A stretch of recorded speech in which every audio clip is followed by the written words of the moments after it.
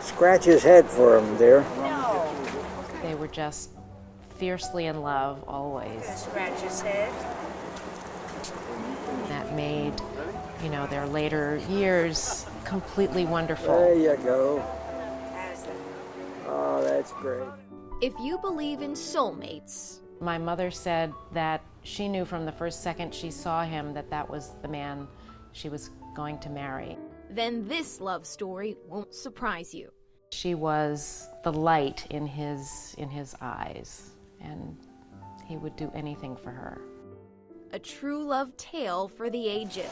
And there's Judy standing in front of the steam clock. We'll zoom in on her a little bit.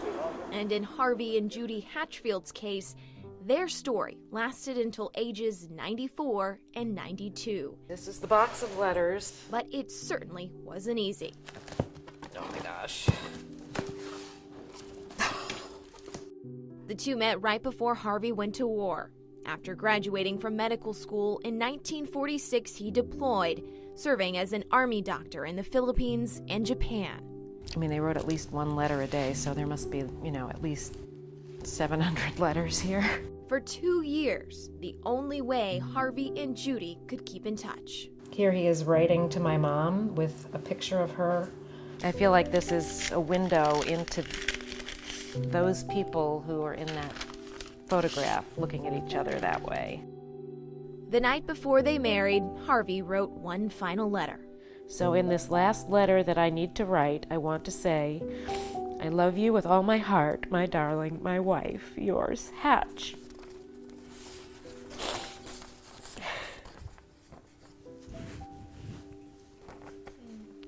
I can't believe I just pulled that out of the box. A box of letters that became the building block for the next 69 years of marriage. The tenderness with which they treated each other and the patience they had for each other was just incredible. Harvey led a life of service, not only to Judy, their 3 children, and his country, but to his practice. For 30 years, he was the director of anesthesiology at a hospital in New Jersey, with Judy always by his side. She lived her life in service to him, and it's really been quite an amazing experience to see that in action. A devotion that never faltered, even as the aches and pains of old age crept in. He knew he wasn't well when he stopped liking the taste of his evening martini. March 28th, on Judy's birthday, he was rushed to the hospital when he passed out in a store buying her presents. Doctors said he had pneumonia. Mom had also figured out a way to get herself into the hospital a day after he went to the hospital, and for a few days they were down the hall from one another. This was one of the last times Harvey and Judy would see each other. On April 10th, Harvey passed away.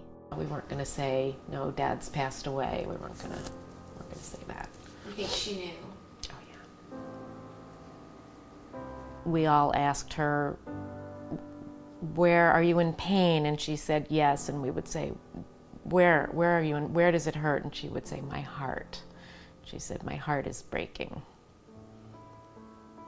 4 days later, Judy died peacefully. I think they were symbiotic after all these years. They were so closely hooked into one another on a very deep level that they just couldn't survive without each other. I've got the thing turned on, and I'm taking a picture of Judy putting the clothing away inside her stateroom. And now she is going to the mirror, and guess what's going on there? I think for a lot of people, life gets in the way, and I think it didn't really get in the way for them. A life perhaps we can only dream of. I didn't really want to see one of them try to survive without the other.